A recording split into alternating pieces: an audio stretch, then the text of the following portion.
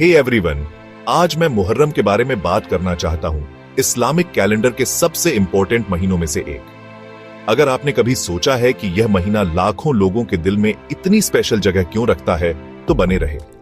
मुहर्रम असल में Islamic new year की शुरुआत को मार्क करता है।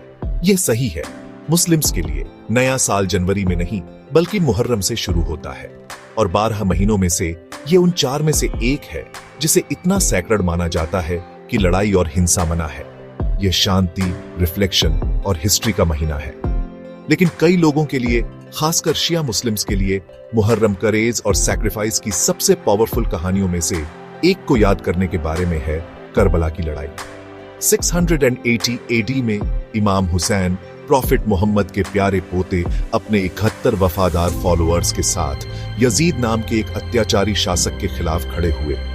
उन्होंने जस्टिस के लिए लड़ाई लड़ी, यह जानते हुए कि वे कम थे और उनके पास कम हथियार थे, लेकिन उनके लिए जो सही है उसके लिए खड़े होना अपनी जान से ज्यादा इंपॉर्टेंट था।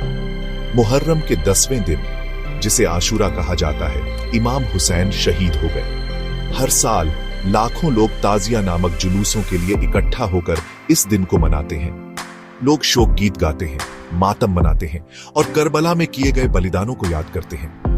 ये फीलिंग कच्ची, इमोशनल और बहुत मूविंग होती है। मुहर्रम के दौरान आपको एक जेस्चर दिखेगा, वह है पानी का डिस्ट्रीब्यूशन। लड़ाई के दौरान हुसैन और उनके साथियों को चिलचिलाती रेगिस्तान में कई दिनों तक पानी नहीं मिला, तो आज लोग उनकी प्यास और पीड़ा का सम्मान करने के लिए पानी की बोतलें देते हैं। यह एक छोटा सा काम है, लेकिन इसमें सहानुभूति और याद का एक बड़ा मैसेज है। और यहाँ कुछ ब्यूटीफुल है। भले ही मुहर्रम शिया मुस्लिम्स के लिए खासकर सिग्निफिकेंट है, कई सुन्नी मुस्लिम्स भी फास्ट करते हैं और अपना सम्मान देते हैं। यह एक रिमाइंडर है कि नुकसान के क्षण कम्युनिटीज को भी एक साथ ला सकते हैं। मुहर्रम सिर्फ एक धार्मिक इवेंट नहीं है, यह सच्चाई, जस्टिस और ह्यूमैनिटी के लिए खड़े होने का प्रतीक है। इमाम हुसैन का बलिदान मुझे सिखाता है कि उत्पीड़न का सामना करने पर भी ऊंचा खड़ा होना और अपने प्रिंसिपल्स के प्रति सच्चा रहना इंपॉर्टेंट है। सुनने के लिए थैंक्स, और आइए मुहर्रम के लेसन, कंपैशन, करेज और यूनिटी को आगे बढ़ाएं।